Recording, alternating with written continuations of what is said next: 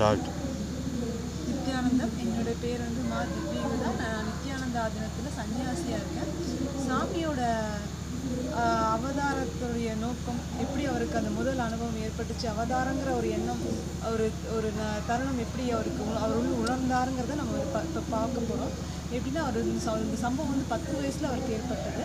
அதுக்கு முன்னாடி ஒரு சின்ன கதை உங்களுக்கு இதை பற்றி சொன்னால் நல்லா ஹெல்ப்ஃபுல்லாக இருக்கும் அப்படின்னு நான் நினைக்கிறேன்.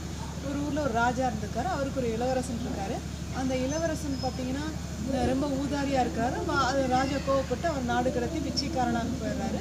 பிச்சைக்காரனாக போனோன்னா கொஞ்ச நாளில் அந்த ராஜாவுக்கு வந்து வயசாகிடுது. ஊர் மக்கள்லாம் வந்து இளவரசனை கூப்பிட்டு அரசனாக்கணும் அப்படிங்கிறாங்க. ராஜாவும் வேறு சூழ்நிலை தெரியாமல் அவருக்கு இளவரசனை தேடிட்டு சொல்லியிருக்காரு மந்திரியை அனுப்பிச்சு. மந்திரியும் போய் இளவரசனை தேடினாரு.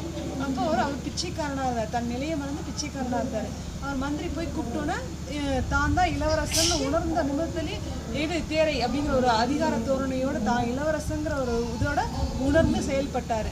இதே நிலையை தான் நித்யானந்தரும் தன்னுடைய நிலையை அவதாரம் என்கிற அன்டச்ங்கிற நிலையை உணர்ந்த உடனே தான் ஒரு அவதாரம் என்று உணர்ந்து கடவுள் சக்தி என்று உலகத்துக்கு தெரிவித்தார். இது இந்த மாதிரி எல்லாருக்கும் ஒரு தருணம் அமையும்.